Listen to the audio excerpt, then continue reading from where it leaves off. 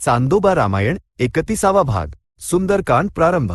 जांबवंताने प्रोत्साहन दिल्यावर हनुमानाने राम मुद्रिकेसह लंका ओलांडून जाण्याचा आणि रावणाने सीतेला ठेवलेल्या स्थानाचा शोध घेण्याचा निश्चय केला. त्याने शरीर विशाल केले आणि महेंद्र पर्वतावर इकडे तिकडे संचार करत विशाल वृक्षांना आपल्या छातीने उन्मळून पाडत पशूंना मारत काही वेळ भ्रमण केले. प्रस्थान करण्यापूर्वी त्याने सूर्य, इंद्र, वायुदेव आणि ब्रह्माला नमस्कार केला आणि महेंद्र पर्वतावर आपले हात आणि पाय टेकवून एक प्रबळ झटका दिला. निश्चल महेंद्र पर्वत त्या वेगाने थरथरला. त्यावरील शिलांचे खंड खंड झाले. गुहेत राहणारे प्राणी आर्तनाद करू लागले.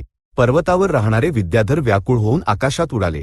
ऋषी, चारण आणि सिद्ध हनुमान समुद्र लंघन करून लंकेला जाण्याचा प्रयत्न करीत आहे याविषयी चर्चा करू लागले.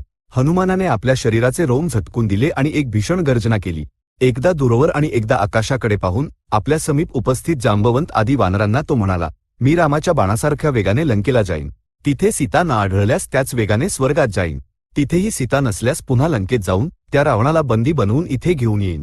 भाग्य अनुकूल असल्यास सीतेला घेऊन येईन, अथवा रावणासह लंकेलाच उपटून इथे घेऊन येईन, असे त्याने घोषित केले. हे बोलून हनुमान आकाशात उडाला. हनुमानाच्या उड्डाणाच्या वेगाने मोठे वृक्ष त्याच्या मागे हवेत उडून काही अंतर गेले आणि पुन्हा समुद्रात पडले. दूरच्या प्रवासाला जाणाऱ्या व्यक्तीला नातेवाईक काही अंतरापर्यंत निरोप द्यायला जातात, त्याचप्रमाणे ते वृक्ष काही अंतरापर्यंत हनुमानामागून गेले. ते पडल्यानंतरही त्यांची फुले आणखी काही अंतर हनुमानासोबत चालत राहिली. दक्षिण दिशेला हनुमान जेव्हा अति तीव्र गतीने समुद्रावरून जात होता तेव्हा त्याच्या हातांच्या मधून वाहणाऱ्या वायूने एक भयंकर गर्जना उत्पन्न केली. तो लंकेच्या विनाशाची सूचना देणाऱ्या धूमकेतूसारखा लंकेकडे निघाला. त्याच्या वेगामुळे त्याच्या खाली असलेल्या समुद्रात विशाल लाटा उचंबळू लागल्या. त्याची छाया समुद्रावर 10 योजने रुंद आणि 30 योजने लांब पडली. समुद्रावरून अशा प्रकारे जाणाऱ्या हनुमानाला पाहून देवांनी प्रशंसा केली. समुद्राच्या अधिपतीलाही हनुमानाला सहाय्य करण्याचा विचार आला, कारण समुद्राचा विस्तार करणारे सगर इक्ष्वाकू वंशाचे होते आणि त्याच वंशात जन्मलेल्या रामाच्या कार्यासाठी हनुमान जात होता. इक्ष्वाकू वंशाप्रती आपली कृतज्ञता प्रकट करण्याची समुद्रासाठी ही एक उत्तम संधी होती. म्हणून समुद्राने आपल्या आत लपलेल्या मैनाक पर्वताला सांगितले, हे मैनाका, पाताळातील राक्षसांना वर येण्यापासून रोखण्यासाठी तू अडथळा म्हणून स्थित आहेस. आता मी तुला एक लघु कार्य सोपवतो. वानर श्रेष्ठ हनुमान रामाच्या कार्यासाठी अत्यंत साहसाने लंकेकडे उडत इकडेच येत आहे. तुझ्याकडे वर आणि बाजूला वाढण्याची शक्ती आहे, म्हणून तू वर वाढून त्या हनुमानाला काही क्षण विश्राम दे. तुझ्यावर काही वेळ विश्राम केल्यावर हनुमान उर्वरित अंतर अधिक सुलभतेने पूर्ण करू शकेल, तो म्हणाला. तेव्हा सुवर्ण शिखरे असलेल्या मैनाक पर्वत समुद्राच्या प्रार्थनेनुसार आकाशाकडे विस्तारला. त्याची सुवर्ण शिखरे 100 सूर्यांप्रमाणे दीप्तिमान होती. अचानक आपल्या मार्गात वाढणाऱ्या त्या मैनाकाला पाहून हनुमानाने विचार केला, हा माझ्या कार्यात विघ्न आणण्याच्या दुर्बुद्धीने माझ्या मार्गात उभा राहिला आहे. असा विचार करून त्या पर्वताला आपल्या छातीने एक धक्का दिला, ज्यामुळे तो एका बाजूला झुकला. आपल्याला सहजपणे ढकलून देणाऱ्या हनुमानाच्या वेगाने मैनाक अत्यंत प्रसन्न झाला आणि मनुष्य रूप धारण करून एका शिखरावर उभा राहून बोलला, वानरवीरा, तू हे असंभव समुद्र उल्लंघन करत असूनही तनिकही थकलेला नाहीस, तरीही तू मला ढकलून दिलेस. माझ्या शिखरावर काही वेळ विश्राम कर. प्राचीन काळी रामाचे पूर्वज सगर आणि त्यांच्या पुत्रांनी समुद्राचा महान उपकार केला होता. म्हणून रामाच्या कार्यावर जाणाऱ्या तुला सहाय्य करून इक्ष्वाकूंचे प्रत्युपकार करण्याची समुद्राची इच्छा आहे. याच कारणास्तव समुद्राने मला तुला विश्राम देण्यास सांगितले आहे. माझ्यावर स्थित होऊन थकवा दूर कर आणि कंद, मुळे, फळे ग्रहण करूनच पुढे जा. जेव्हा कोणताही अतिथी पूजनीय असतो तेव्हा तुझ्यासारख्या अतिथीबद्दल तर काय बोलावे. तू महान विद्वान आहेस. त्याशिवाय तू वायुदेवाचा पुत्र आहेस. मी वायुदेवाचा ऋणी आहे. कृतयुगात सर्व पर्वतांना पंख होते. वेगाने आकाशात उडत असत. त्यांना पाहून देव आणि ऋषीही भयभीत होत असत. तेव्हा देवराज इंद्राने वज्रायुधाने पर्वतांचे सहस्रो पंख कापून टाकले. जेव्हा इंद्र माझे पंख कापायला आला तेव्हा तुझ्या पित्याने म्हणजे वायुदेवाने मला अतितीव्र गतीने नेऊन इंद्राच्या तावडीतून वाचवले. त्यांच्या कृपेमुळे माझे पंख सुरक्षित राहिले. म्हणून तू माझी आणि समुद्राची ही सेवा नाकारू नकोस, तो म्हणाला. यावर हनुमानाने उत्तर दिले, मला अत्यंत आनंद झाला. तुझे शब्दच माझ्यासाठी सत्कार आहेत. तुझ्या आतिथ्याचा स्वीकार न केल्यामुळे तू क्रोधित होऊ नकोस. कार्याच्या दीक्षेत मग्न असलेल्या माझ्यासाठी विश्राम करणे असंभव आहे. मी वानरांना वचन दिले आहे की मी रामाच्या बाणासारखा लंकेला पोहोचीन. असे बोलून त्याने मैनाकाला आपल्या हाताने स्पर्श केला आणि हर्षित मुखाने पुढे निघून गेला. तुला कार्यसिद्धी प्राप्त होवो, असा समुद्र आणि मैनाकाने त्याला आशीर्वाद दिला. हनुमान तिथून आकाशात आणखी उंच उडून पुढे गेला.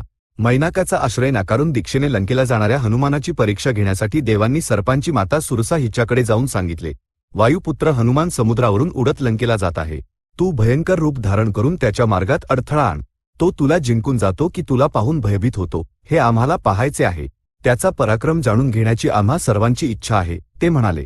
सुरसाने त्यांची इच्छा पूर्ण करण्यासाठी पर्वतासारखे राक्षसी रूप धारण केले आणि विशाल दात तसेच गोरोचनासारख्या पिवळ्या डोळ्यांचं भयानक बनून हनुमानाच्या मार्गात उभी राहिली आणि म्हणाली, हनुमाना, तुला भक्षण करण्याची देवांनी मला आज्ञा दिली आहे, म्हणून तू माझ्या मुखात प्रवेश कर. हनुमानाने सुरसाला प्रणाम केला आणि स्मितहास्य करत म्हणाला, जेव्हा राम वनवास करत होते तेव्हा त्यांच्या अनुपस्थितीत रावणाने त्यांची पत्नी सीतेचे अपहरण केले. मी आता रामाचा दूत म्हणून सीतेकडे जात आहे. तू रामाच्या राज्यात राहणारी आहेस, म्हणून तू सुद्धा रामाच्या कार्यात सहाय्य करायला हवे. जर तू ऐकत नसशील तर सीतेला पाहून रामाकडे जाऊन अनुमती प्राप्त करून तुझ्या मुखात प्रवेश करीन. मला त्यात कोणतीही हरकत नाही, तो म्हणाला.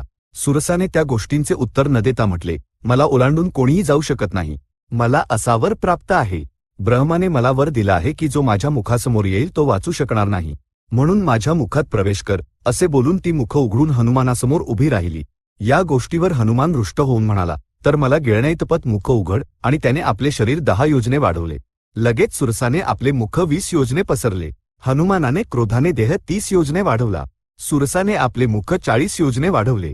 हनुमानाने आपले शरीर 50 योजने विस्तृत केले. अशा प्रकारच्या स्पर्धेत हनुमानाचे शरीर 90 योजने आणि सुरसाचे मुख 100 योजने झाले. अचानक हनुमानाने आपले शरीर एका अंगठ्याइतके सूक्ष्म केले आणि एखाद्या चतुरप्रमाणे सुरसाच्या मुखात प्रवेश करून पुन्हा बाहेर आला आणि म्हणाला, हे सुरसा, ब्रह्मदेवाने तुला दिलेला वर सार्थक झाला. तुझ्या मुखासमोर येऊन मी त्यात प्रवेश केला. आता मला जाऊ दे, मला त्या स्थानी पोहोचायचे आहे जिथे सीता आहे, तो म्हणाला. सुरसाने राक्षसी रूप त्यागून आपले मूळ रूप धारण केले आणि म्हणाली, जा पुत्रा, तुझा विजय होईल. राम आणि सीतेला पुन्हा एकत्र आण. असे बोलून ती आपल्या लोकाला निघून गेली. हनुमानाने पुन्हा प्रवास आरंभ केला. आकाशात उडणाऱ्या हनुमानाला सिनिका नावाच्या एका राक्षसी जीवाने समुद्राच्या आतून पाहिले.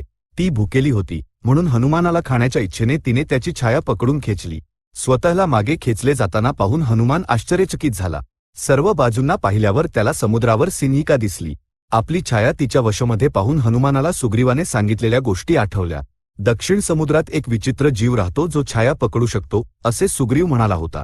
हनुमान समजला की हे तेच आहे. सिनिकेच्या शक्तीसमोर हनुमानाचा पराक्रम चालला नाही. ती त्याला आपल्याकडे खेचत होती. हनुमानाने आपले शरीर अत्यंत विशाल केले. त्यानुसार सिनिकेनेही आपले भयानक मुख उघडले. त्या उघडलेल्या मुखाच्या आत हनुमानाने तिची मर्मस्थळे पाहिली. आपले शरीर सूक्ष्म करून तो आत प्रविष्ट झाला. सिनिकेची मर्म अंगे विदीर्ण केली आणि तिचे मुख बंद होण्यापूर्वीच बाहेर आला आणि पुन्हा आपले शरीर विशाल केले. सिनिकेचे हृदय थांबले. ती अचेत होऊन मेली आणि जलावर तरंगू लागली. मृत सिनिकेला आणि तिला मारणाऱ्या हनुमानाला पाहून आकाशात विहार करणारे भूतगण अत्यंत प्रसन्न झाले आणि त्यांनी हनुमानाची प्रशंसा केली. हनुमान पुन्हा प्रस्थान करून गेला. काही वेळानंतर त्याला समुद्राचा दुसरा तीर दिसला. तिथे वन होते. जसजसा तो पुढे गेला, लंकाद्वीप, तिथली उपवने आणि वृक्ष अधिक स्पष्ट दिसू लागले. त्याने लंकेच्या नद्या समुद्राला मिळताना पाहिल्या. हनुमानाला आठवले की त्याचे शरीर अजूनही विशाल आहे. जर लंकेच्या राक्षसांनी त्याला या रूपात पाहिले तर ते हाहाकार माजवतील आणि सर्वांना सूचित करतील. तेव्हा कार्य सिद्ध होण्याऐवजी बिघडून जाईल. म्हणून हनुमानाने आपले शरीर लघु केले. त्या सूक्ष्म रूपात तो आलम पर्वतावर उतरला. त्यावर मोडलेले वृक्ष, केवड्याची झुडपे आणि नारळाची झाडे होती. उंचावर त्रिकूट पर्वताच्या वर लंका नगरी दिसत होती. ती इंद्राच्या अमरावती नगरीप्रमाणे भासत होती. चांदोबा रामायण 31वा भाग संपन्न. सद्य स्वस्ती.